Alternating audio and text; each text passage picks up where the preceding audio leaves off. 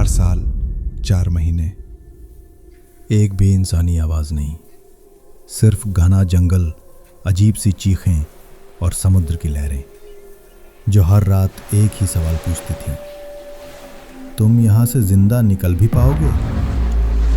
दुनिया से सैकड़ों मील दूर एक निर्जन द्वीप पर छोड़ा गया एक आदमी, बिना नक्शे, बिना उम्मीद और बिना किसी को ये पता हुए कि वो अब भी जिंदा है। आज की कहानी किसी कल्पना की नहीं, बल्कि उस सच्ची घटना की है जिसने दुनिया के सबसे मशहूर एडवेंचर नोवेल को जन्म दिया। ये कहानी है अलेक्जेंडर सेलकर्क की।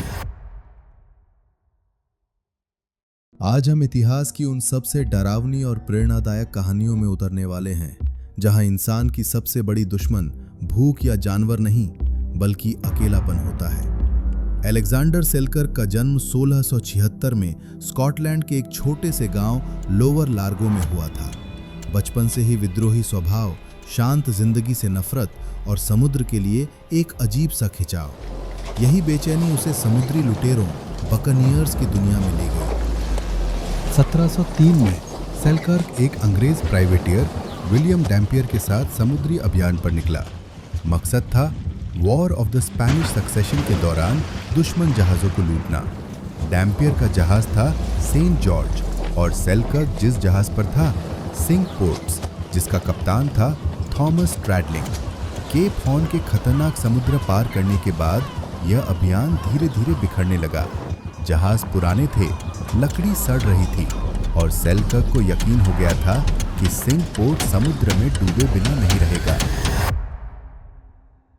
जहाज रुका इस्लामास अतियरा पर, आज का हुआन फर्नांडेज आर्चिपेलागो।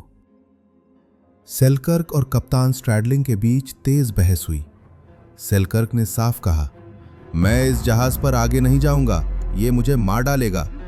गुस्से में उसने वो शब्द कह दिए जिन्हें वो जिंदगी भर याद रखेगा, मुझे यही छोड़ दो। कप्तान ने बिना रुके उसकी बात मान ली।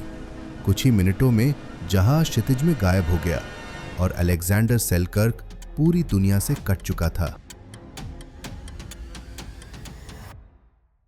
उसके पास था एक बंदूक, थोड़ा सा बारूद, एक कुल्हाड़ी, चाकू, कुछ औजार, एक बाइबल, बस।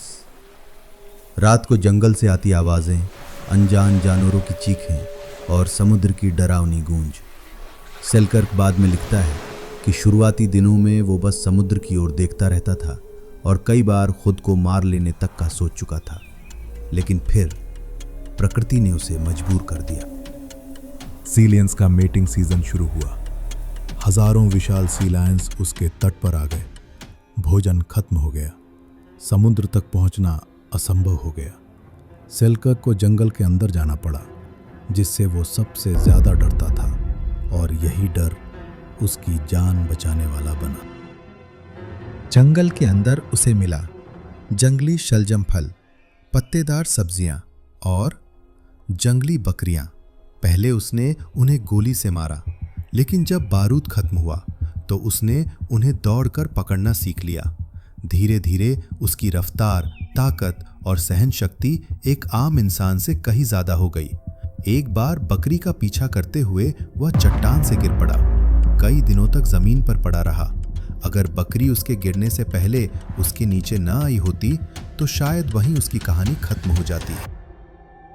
रात में विशाल चूहे उसके हाथ पैर कुतरते थे। बीमारी और संक्रमण मौत का कारण बन सकते थे।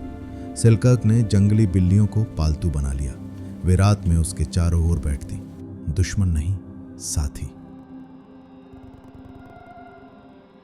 4 साल तक कोई इंसान नहीं। उसकी आवाज़ खुद उसे अजीब लगने लगी। बाइबल पढ़ना उसकी रोज़ की आदत बन गई। वही उसकी भाषा, उसकी सोच और उसकी सैनिटी बचाए रखती थी। एक दिन 2 जहाज़ दिखे। उम्मीद जगी, फिर डर। वे स्पेनिश थे। अगर पकड़ा जाता तो या तो गुलामी या मौत।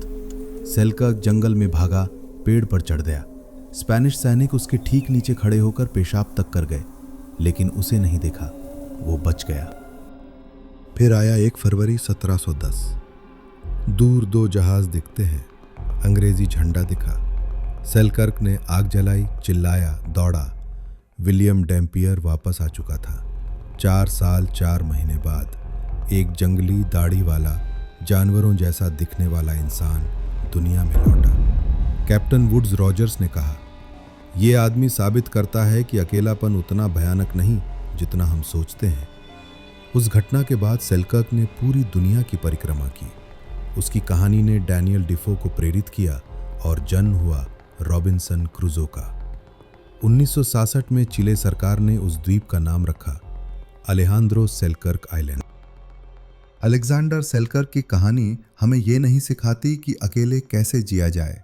ये सिखाती है कि जब हालात आपसे सब कुछ छीन ले, तब भी इंसान खुद को दोबारा बना सकता है। अगर ये कहानी आपको अंदर तक लगी हो तो इसे शेयर करें। हम इतिहास की उन कहानियों को लाते हैं जो डराती भी हैं और मजबूत भी बनाती हैं। Like, comment, subscribe.